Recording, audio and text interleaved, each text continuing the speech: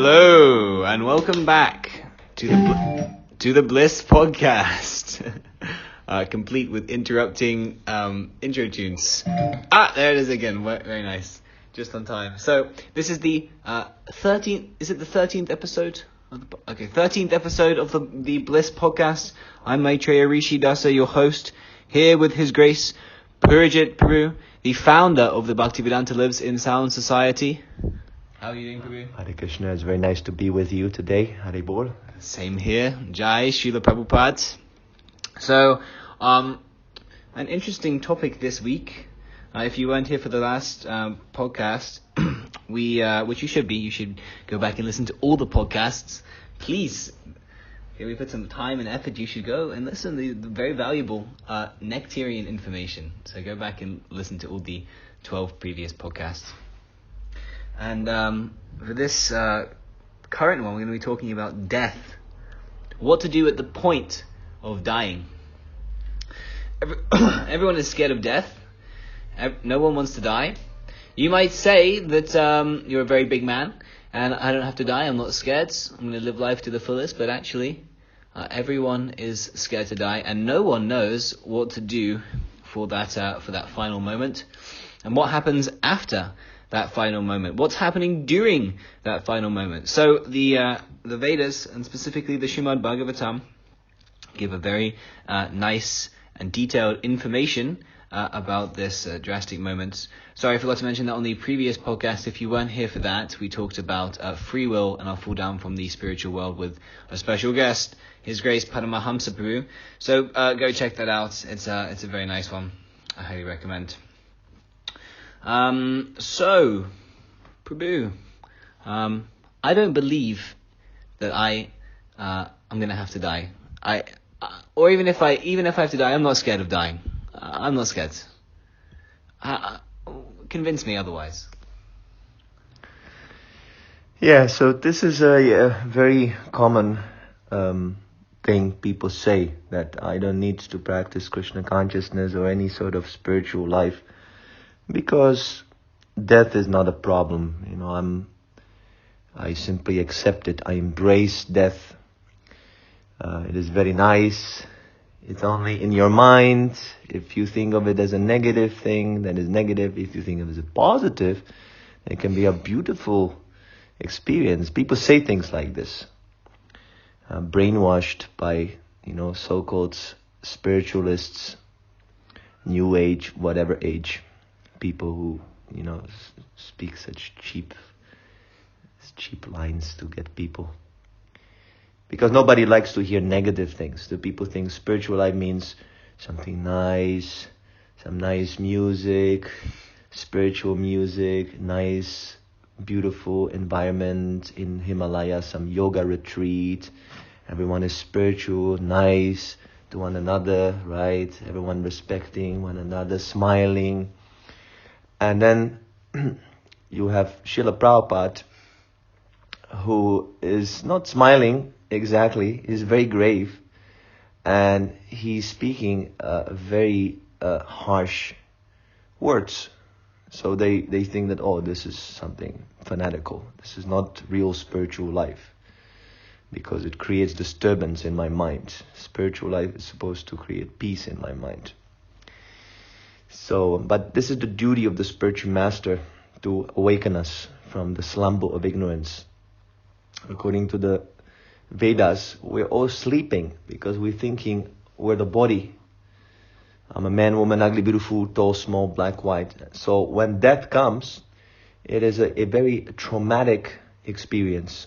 The more we enjoy on the bodily platform, the more traumatic it is. So how to answer this question? If people are, doing an ostrich is an animal that puts his head in the sand when there's a danger instead of dealing with it. So very simple. We ask them that why they're doing anything in this life.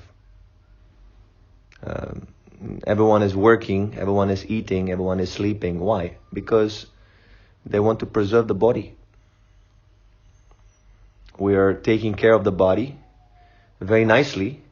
Even this very idea, I want to have spirituality in a very peaceful and nice atmosphere for the body, for the body or for the mind, proves that we don't want to die. We're doing everything in our life just to preserve the body as much as possible. In order to prove that someone is not afraid of dying, he should be completely negligent of his bodily functions and bodily needs. You eating, because if you don't eat, you die. That's a fact. You sleeping, also. There are some people who don't sleep for 3 days and they die. Heart attack.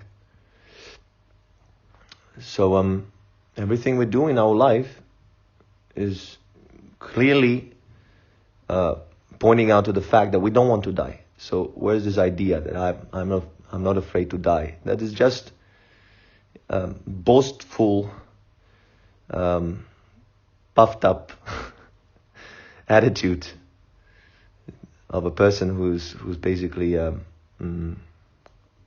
helpless or yes, it is desperate. He's desperate. Everyone is desperate. The idea of death is always at the back of our minds, deep in subconscious. It is there. That's why people are doing things, because this is a fundamental question. Why do I have to die? So most of the people, they decide that, well, before I die, let me enjoy as much as possible. Instead of dealing with the question itself, why do I have to die? Is there life after death? What is the purpose of us being here if we have to die? They brush these aside and they say, well, that doesn't really matter. So long I can enjoy sense gratification, so long I'm here, I can have immediate gratification of my sensual desires. Let me spend as much time as possible to accomplish my material desires. And if someone like Maitreya Rishi comes and asks me, are you afraid of dying? I'm going to say, no, it's okay. Somehow or other, I'll manage. So this is fanaticism, actually. This is fanaticism. Because we see people are dying, and it is not a pleasant experience, even if our family members die. My grandfather recently left his body. He died. So it is a traumatic experience. You're being cut off from your beloved relative, beloved friend, beloved wife, husband, so on, and people are crying, and people are making movies about death, how someone died and how it is a very traumatic experience, and everybody cries and so on, so on. So this is simply pride to say that I'm not afraid of dying. Everyone is afraid of dying. If I pull out a gun now and I say I'm going to shoot you, immediately you're going to poo your pants. So yeah, at a time when everything is fine, everyone can boast, oh, I'm not afraid of dying. But sometimes when the airplane gets into turbulence, so everyone is praying to God, oh my God, please, right? So this is, we should not listen to such people, and their fanatical talks. Just one little point on something you mentioned there that I thought was interesting, that you said that the people, sometimes they say that it's okay, I just want to enjoy my senses. So someone might argue that, well, I accept that there's death, and yeah, okay, I'm afraid of dying actually, but I mean, what can be done? I'm just going to enjoy while I can. Somehow or other, I have the facility to enjoy. Death might be there, but why worry? Let's just enjoy for now. Well, what can be done is that you, instead of gratifying your senses, you try to control your senses. Very simple. Control your senses. Minimize your necessities and save your time. People are complaining, I have no time to listen to your talks. I have no time to chant Hare Krishna, to read Srila Prabhupada's books. I am so busy. So why are you busy? Because you do not control your senses. You enjoy on this sensual platform things that are not absolutely necessary. And in this way, we waste our time. So it is a question of priorities. What type of life you want to live? Material life or spiritual life? So if you want to live spiritual life, then it is necessary that we minimize our sensual pleasures and save time for contemplation. At least we should question. We should do a research. People are very much fond of research. I don't want to follow any authority. Okay, but you need time to do that research. Simply doing a little 5-minute search on Wikipedia, what is meditation, and going to some bogus yoga center that teaches you how to have nice sex life and nice digestion is not going to do it. You have to study under the guidance of the bona fide guru. You have to associate with devotees, ask questions, and do practice mantra meditation, just like we do mantra meditation, 2 hours every day. Devotees are chanting on the beats, refraining from sinful activities, and so on. Preaching Krishna consciousness also, that's also part of it. Part of the practice, how to realize Krishna consciousness, is to tell others about Krishna consciousness, practice humility, tolerance, while meeting opposing factors in our preaching work. This is all part of it. So if you don't have time for anything, then you have set your priority. You want to live material life. Okay, so the Krishna conscious devotees, they claim to have the solution to death. Is that correct? And if it is, I mean, how do you claim to have that kind of authority? Because we're taking the authority of Krishna. Krishna is the supreme Godhead, and the great sages have been taking guidance from the Vedic scriptures, from the Shastra, Guru, Shastra, and Sadhu. So there's a tradition, there's a Vedic knowledge, great scriptures that describe in minute detail the spiritual and material matters, what is going on, also things that are beyond our perception, transcendental subject matters. So if we hear from these scriptures, anyone, not just Krishna conscious devotees, but anyone can get the information about how to transcend death. So what makes the Vedas authoritative in this sense? I mean, how can you claim that the Vedas are the top-notch knowledge or absolute in authority? Because they do not contain any mundane flaws. In the mundane platform, the conditioned souls, ordinary men, they have 4 defects. They make mistakes, they have a tendency to cheat, they fall into illusion, they have imperfect senses, these 4 defects. So anyone who suffers from these 4 defects cannot give perfect knowledge. We have to have perfect knowledge. In order to achieve perfection in spiritual life, we have to take to the perfect authority, not an authority that is tinged by some mundane flaws. So the Vedas are perfect knowledge. Okay, so I was thinking maybe that people should understand hear what the Vedas have to say about the process of death and dying. Maybe we could read from the Srimad Bhagavatam, 3rd canto. What do you think, Prabhu? Let's go for it. Okay, very nice. Cue that music, if you please.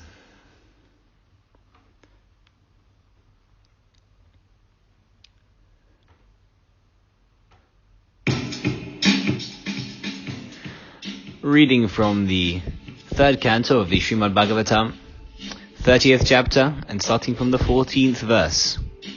The foolish family man does not become averse to family life, although he is maintained by those whom he once maintained.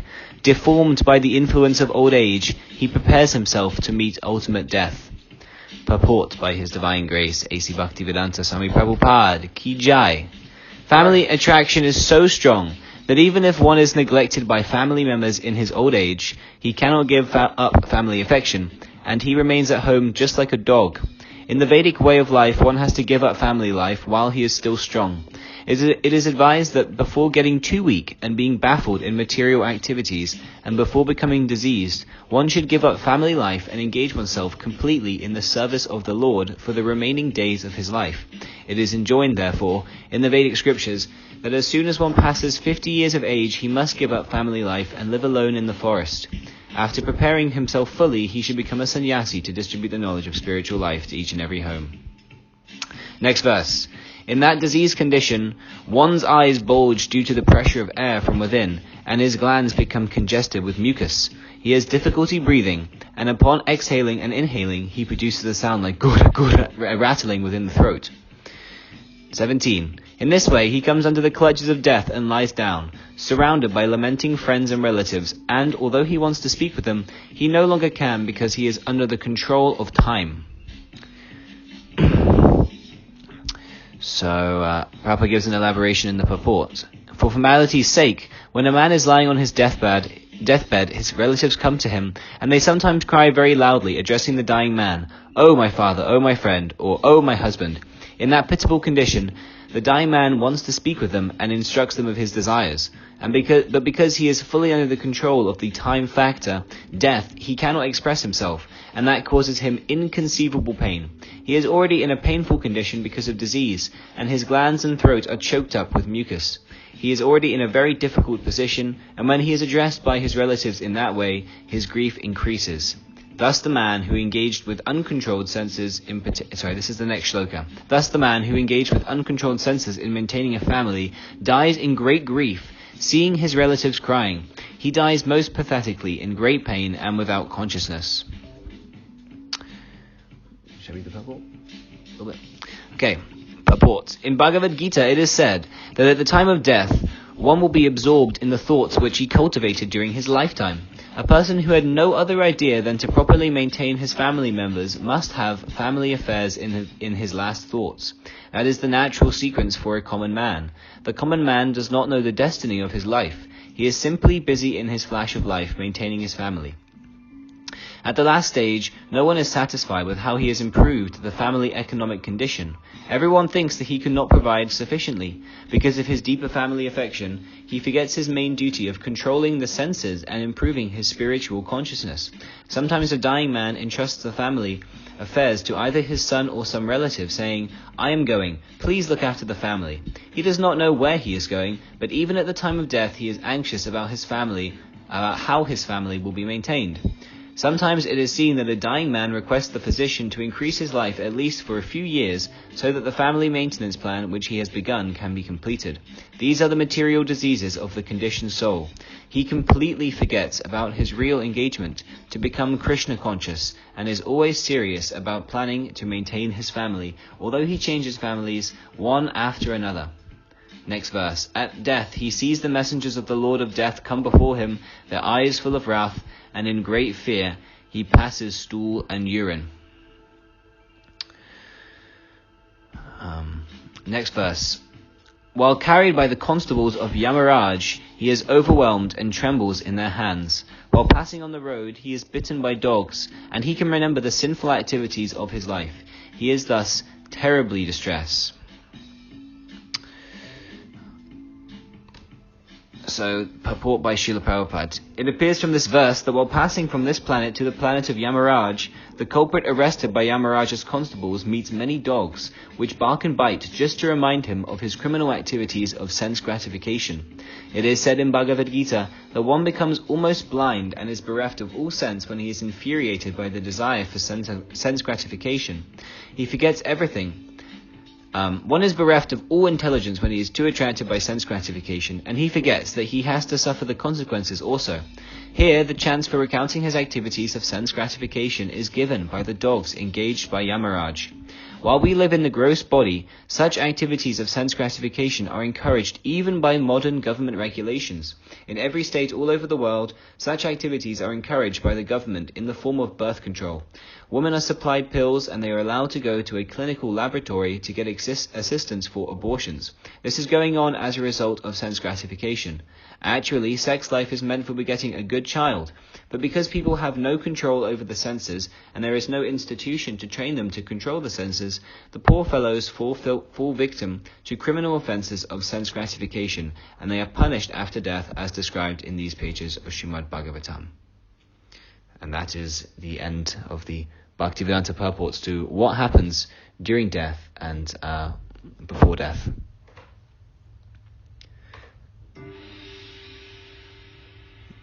Okay. Climactic sound effect. Thank you for that, Prabhu. So, very... Okay, so very scary. Any comments on these purports, Prabhu? I think the purports are self-explanatory. Okay. Actually, I was also thinking...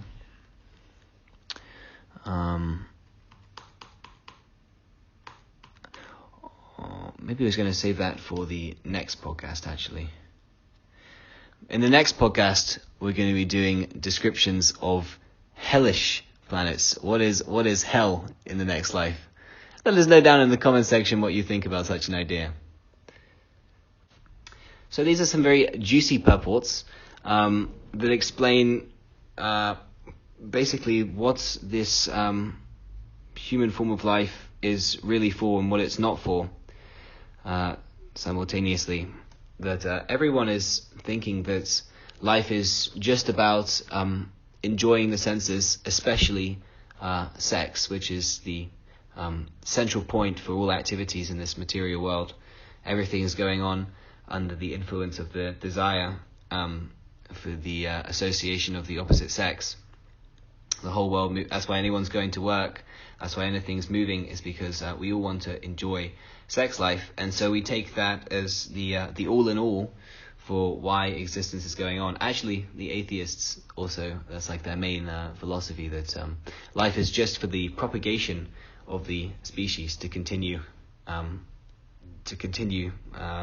creating children. So this is not actually the purpose of life according to the Vedas, that actually we all are eternal.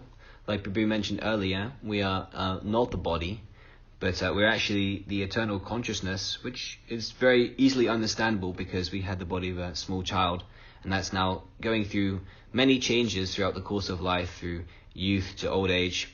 So the body is changing, but the soul is ever present. The consciousness is always there, which means that the consciousness is the eternal principle within that changing body. So everyone's concerned with the temporary enjoyment of the body, sex life being, like I mentioned, the primary central point.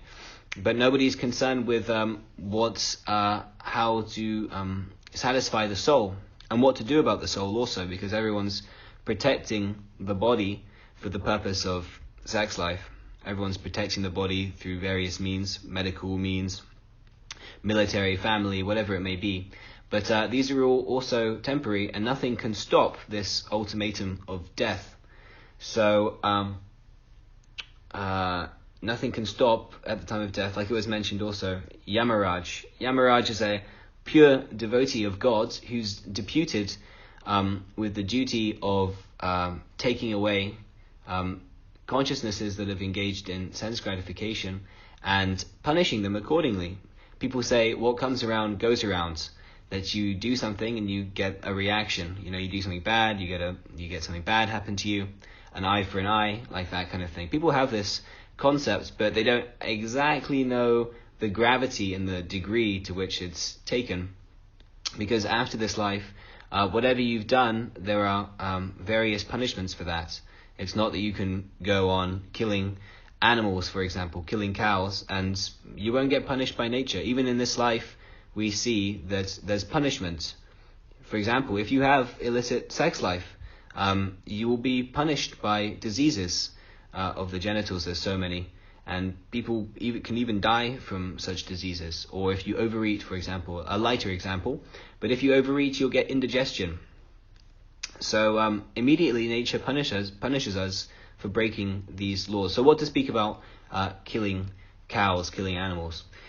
So we're punished even in this life, and that it follows that this eternal consciousness, which is changing bodies in this life, will change bodies in the next life after this body is totally gone, and it will also suffer punishment in that life. So before we get to that stage of punishment, we should try to understand how to free the consciousness from the material body. And why we're in a material body? Because we want to enjoy the senses, we want to enjoy sex life like that.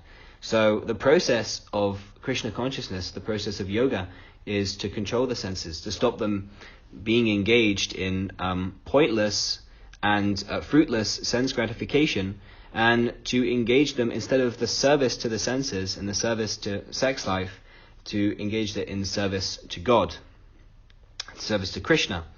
And that's devotional service. That service is transcendental, and because it's transcendental, it doesn't incur karmic reaction. You don't get a subsequent punishment for acting like that. Quite the opposite, actually.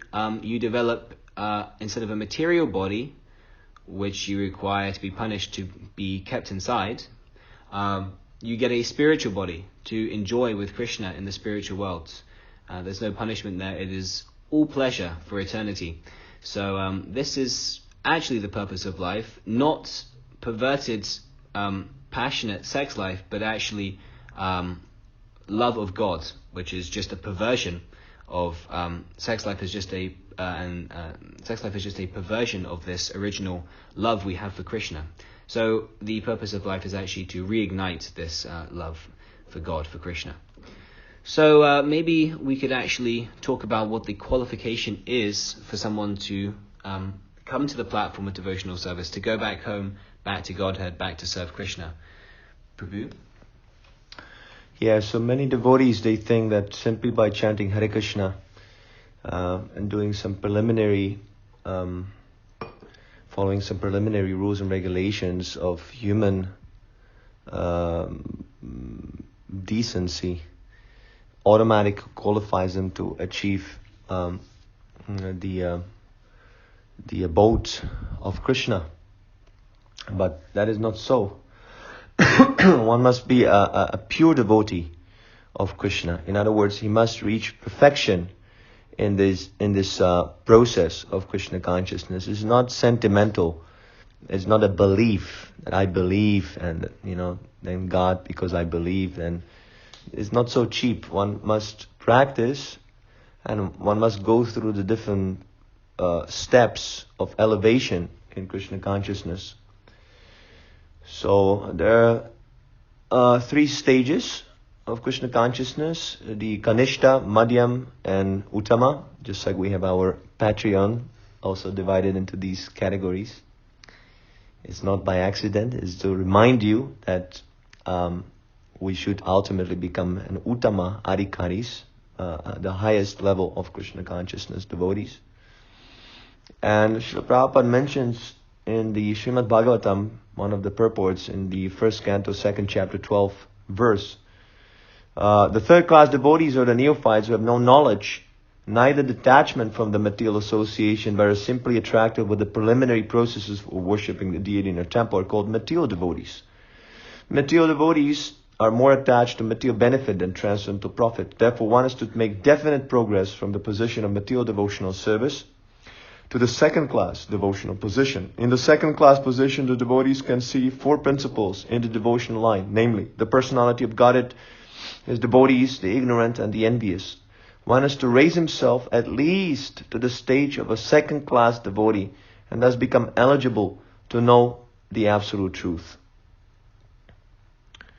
You see, so here Prabhupada says that at least one should raise himself to the 2nd class devotee. 2nd class devotee is also a very elevated stage.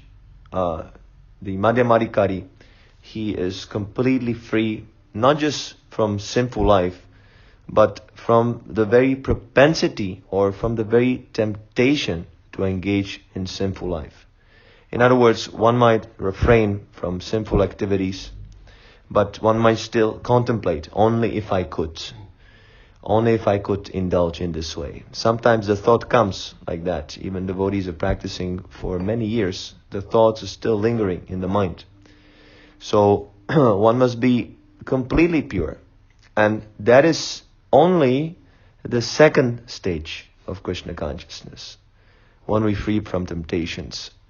So what to speak of an Uttamadikari, devotee? What kind of platform that is? That's where the real practice of Krishna consciousness begins. Here's another nice quote. Prabhupada says, this is from the Bhagavad Gita, 9th chapter, 3rd verse. The third class person, purport, the third class person in Krishna consciousness may fall down, but when one is in the second class or first class, he does not fall down. One in the first class will surely make progress and achieve the result at the end. As far as the third class person in Krishna consciousness is concerned, although he has faith in the conviction that devotional service to Krishna is very good, he has no knowledge of Krishna through the scriptures like Srimad Bhagavatam and Bhagavad Gita. Sometimes these third class persons in Krishna consciousness have some tendency toward karma yoga and jnana yoga, and sometimes they are disturbed. But as soon as the infection of karma yoga or jnana yoga is vanquished, they become second class or first class persons in Krishna consciousness. So these are the various tinges in Krishna consciousness. Karma yoga means we expect some fruitive result for our service, just like the Christian people, they go to church and they say, they pray, "Oh God, give us our daily bread." So there's devotion, definitely, but it is not pure devotion, because there's some material motivation. Oh, I want the bread. And Jnana Yoga means a cultivation of knowledge. That is, of course, required. We need to have knowledge of Krishna consciousness. But if that knowledge does not fructify in service, into service, it remains on a theoretical platform, that is also to be given up, such knowledge. So there's Gyan and there's Vigyan, realized knowledge. If I know I should become a devotee, then I should act on it. Simply speaking, nice words, this will not do. Oh, I love Krishna so much. Oh, I love this Mahamantra so much. Oh, I love the spiritual master so much. And he's so nice, and this philosophy is so logical, and so on, so on. It's not enough. We must act on it. We must take up the process and achieve perfection. Especially the process of Shravanam Kirtanam, hearing from the Guru. Srila Prabhupada has written so many books. And then preaching and chanting and following the rules and regulations. So there's another nice verse in the Bhagavad Gita in the 8th chapter. Ananya chita satatam yo mam smarati nitya saha tasyam sulabha partha nitya yuktasya yoginaha. Krishna says, for one who remembers me without deviation. See, this is very important. Without deviation. Not just thinking of Krishna in a sentimental way, but scientifically, without deviation. One must understand, Krishna is everything. Bhaunam janmanamante jnanabam mam prapadit vasudeva sarvamiti samahatma sudurlabha. The real man of knowledge, Krishna says in another shloka, knows that Vasudeva, that's another name of Krishna, is everything. Such a soul is very rare. It's not that everyone can achieve this stage of Krishna consciousness. So he says, for one who remembers me without deviation, I am easy to obtain, O son of Pratap, because his constant engagement in devotional service. Nitya yuktasya yogina. It's very important that we remain constantly engaged in Krishna consciousness. Not a recreation Krishna consciousness. Not a Sunday church-going Krishna consciousness. Not an occasional hobby, even if you listen to this podcast and that's all you do, of course that is very nice. But how far we are from reaching the perfection? One must constantly engage in the practice. But, Prabhu, I chant my rounds, 16 rounds, and I worship my deity. So Prabhupada says that I'm going to go back home back to Godhead. Are you saying that's not enough? That's not enough service? No. Srila Prabhupada, I was trying to find that conversation, but I could not because of the lack of time. But they're asking Srila Prabhupada at one point, does one have to become a pure devotee to go back home, back to Godhead? And Prabhupada said, yes. Even if there's a little tinge of material desire, you have to take your birth again. See, in the purport, Prabhupada says, in this verse, the Bhakti Yoga of the unalloyed devotees of the Supreme Godhead is described. The preceding verses mention 4 different kinds of devotees: the distressed, the inquisitive, those who seek material gain, and the speculative philosophers. Different processes of liberation from material entanglement have also been described: Karma Yoga, Jnana Yoga, and Hatha Yoga. But here, Bhakti Yoga, without any mixture of these, is mentioned. In Bhakti Yoga, the devotees desire nothing but Krishna. The pure Bhakti devotee does not desire promotion to heavenly planets, nor does he seek salvation or liberation from material entanglement. The pure devotee does not desire anything. In the Chaitanya Charitamrita, the pure devotee is called Nishkama, which means he has no desire for self-interest. Perfect peace belongs to him alone, not to them who strive for personal gain.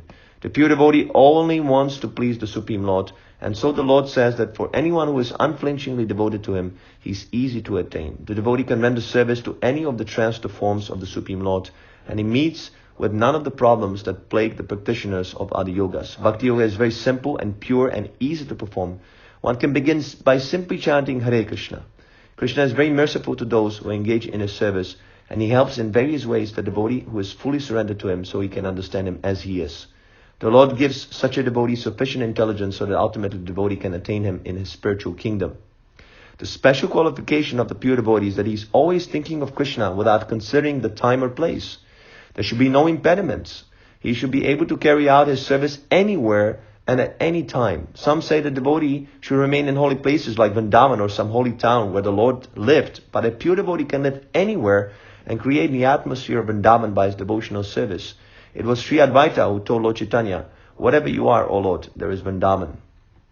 A pure devotee constantly remembers Krishna and meditates upon him. These are qualifications of the pure devotee for whom the Lord is most easily attainable. Bhakti Yoga is the system that the Gita recommends above all others. Generally, the Bhakti Yogis are engaged in 5 different ways. Santa Bhakta, engaged in devotional service and neutrality. Dasya Bhakta, engaged in devotional service as servant. Sakhya Bhakta, engaged as friend. Vatsalya Bhakta, engaged as parent. Madhurya Bhakta, engaged as conjugal lover of the Supreme Lord. In any of these ways, the pure devotee is always constantly engaged in the transcendental loving service of the Supreme Lord and cannot forget the Supreme Lord. And so for him, the Lord is easily attained. A pure devotee cannot forget the Supreme Lord for a moment, and similarly, the Supreme Lord cannot forget his pure devotee for a moment. This is the great blessing of the Krishna conscious process of chanting the Mahamantra, Hare Krishna. So this is from the 8th chapter, 14th verse, Bhagavad Gita purports. We have a nice viewer, Harley from the States. He is a barber, and while he's shaving people, he's telling them about Krishna. You see, so it is not that one has to be a monk. This is another nonsense idea that everyone must be a monk. And no, wherever you are, any place, any time, you can cultivate Krishna consciousness. It's simply a question of desire. So we must minimize any nonsense activities, mundane talks, mundane movies, mundane music. All these are polluting our consciousness, diverting our attention. One must engage in hearing about Krishna from the lips of pure devotees. Srila Prabhupada recorded so many lectures. We can hear, even if we cannot read his books, we can hear his classes. And in this way, we're practicing constantly. See, if you cannot hear, then chant. If you cannot chant, cook nice prasadam for Krishna. If you are at work, preach Krishna consciousness to your co-workers, to your family members, to people on the street, wherever you get the opportunity. Take your bead bag, wherever you are. We have these bead bags where we chant, and this attracts attention of the non-devotees. Sometimes they inquire, what's with your hand? So it's an opportunity for you to preach. So use these opportunities, and in this way you can practice constantly, and that is a high chance that you can purify your consciousness, and at the time of death, think of Krishna without deviation. But if we are not determined, if we're mixing Krishna consciousness, one time Krishna, one time Maya, then we cannot expect that we will reach Krishna's lotus feet at the time of death. Wow, okay. So, constant engagement is required. Alright, okay. So, I think we can end there, maybe. Okay. Well, I'd like to mention that if you liked this podcast, we have a way for you to support the continuation of this podcast. We have two opportunities, two platforms for you to show your support. You can either go on the GoFundMe, which is of the name... which you can find on the expandthebliss.com website. You can find our Patreon in there, on our GoFundMe. The Patreon is very nice also. In the donate section. In the donate section of the website. The Patreon is also very nice. You can give a little bit a month, 5, not so much, or you can become a madhyam, become more pure, and give 25 a month, or you can become the most pure and give 100 a month, which is the stage that ultimately everyone should come to. So ultimately everyone can give $100 to the Bhaktivedanta Lives in Sound Society a month. You can also check out all the nice content that the Prabhus here in Bliss are putting on. Purja Prabhu is compiling a lot of very nice ebooks. There's also very nice articles written by His Grace Mahakanchal Prabhu, His Grace Paramahamsa Prabhu, and you can see the activities of the Bliss also there. So it's a very nice way to keep up to date, keep yourself Krishna conscious, hear the realizations of the monks here at Bliss. And so I highly recommend that. You can also see activities of the Bliss on the Instagram page. That is Expand the Bliss on Instagram. You can also see our memes. We make weekly memes, quotes from Srila Prabhupada, quotes from Purja Prabhu, updates also there, live streams, everything you can find on the Bhaktivedanta Lives in Sound Society on Facebook. And also, if you're watching this on our YouTube channel, you can see all of our classes given by Purja Prabhu on the Srimad Bhagavatam in the morning, and you can also see some other highlights, excerpts from our activities, plus all the previous podcasts on our Expand the Bliss channel. So be sure to subscribe, to like, to add this to your notifications, to share with your friends, share as much as possible, please. We would very much appreciate it if this podcast and all the other podcasts, let's say 500 views. That is a very reasonable goal. You share with 5 of your friends. That's the weekly challenge, at least for this week. 5 of your friends, if not more. Share.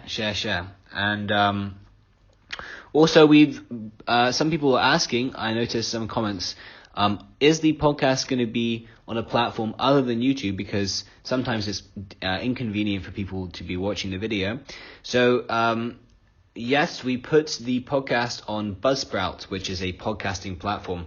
So dear Mahakanchal Prabhu, he did the nice favor of putting the podcast on the Buzzsprout, and also Christian Leota is very, very nicely supporting that savor. So thank you very much, Prabhus. Thank you very much for listening to this week's podcast. We appreciate the support. Please let us know your questions, your challenges, your comments for future podcasts. We very much appreciate it. Put it down in the comment section below. Comment on the video. Let's start a big discussion on death. Come on, that's a controversial subject. I don't know, Prabhu, you got anything else to add? And please chant Hare Krishna, Krishna Krishna, Hare Hare, Hare Rama, Rama Rama, Hare Hare. Srila Prabhupada ki Jai! Roll that outro music.